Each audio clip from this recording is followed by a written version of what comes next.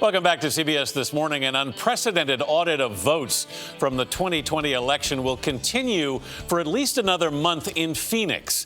The Republican-led Arizona State Senate just extended the recount for Maricopa County. It won't change Joe Biden's narrow victory there, but the people in charge are hunting for evidence of fraud that other recounts failed to find. Kris Van Cleave is at the Arizona Veterans Memorial Coliseum, the site of the audit. Kris, good morning. Good morning. This is the Crazy Times Carnival. It shares a parking lot with the audit. It's happening inside the Coliseum here. I used to go to Phoenix Suns games, the basketball team in there as a kid. It was known as the Madhouse on McDowell, and critics say what's going on inside now is living up to that nickname. Outside the Arizona State House, the battle over the 2020 presidential election is still raging. And far from over because of the work being done across town at these 46 tables where workers are hand recounting nearly 2.1 million ballots, some being tallied in as little as 6 seconds. This has nothing to do with going back and trying to change the results of the November 2020 election. This is an up-close look at Arizona's partisan election audit ordered by the GOP-held state Senate and run by Cyber Ninja, a private company whose CEO promoted election conspiracy theories on Twitter.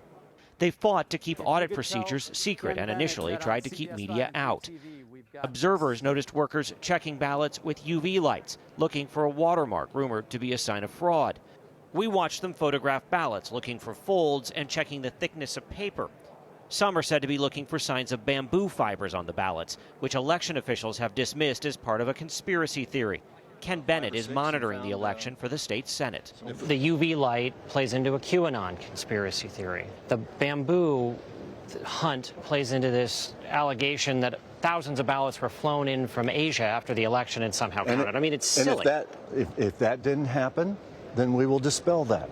Do you really think thousands of ballots were flown in from Asia? No, okay. I don't personally, but there are a lot of people that do or did. This so-called audit is making a mockery of our election. Katie Hobbs, the Democratic Secretary of State, is receiving death threats over her opposition to the audit. She welcomed a letter from the Department of Justice warning it may be violating election laws, but worries Arizona won't be the last state to see such an effort. I'm very concerned that this sideshow becomes the first domino to fall. I know my colleagues around the country are feeling the same way. There is no evidence of widespread voter fraud in Arizona. The results were validated in a partial recount, and 2 extra audits found no issues. Do you think the county got it wrong? I think checking is appropriate, and that's what we're doing. State Senator Michelle Ugenti-Rita was among the 16 Republicans who voted for this outside review. How do you think the recount is going so far? I think it's going well. You know, it's been some ups and downs, and that's to be expected. The scale of it is quite large. We're looking at the equipment, the technology, the software, the machines, the ballots themselves. And so I'm very anxious and eager to get the results. This was a clown show. Grant Woods is a former Republican Arizona Attorney General. He left the GOP during Mr. Trump's presidency. This is hurting our democracy. The state Senate should know that, and they should call it off. If they won't do it, the Department of Justice needs to step in.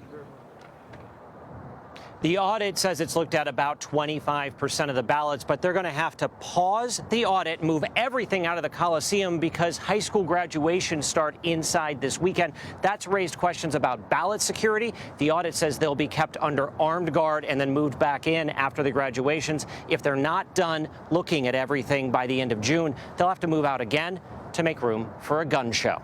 Vlad? Wow. Bamboo fibers and thickness of the paper. Remarkable. Kris, thank you so much. We appreciate it.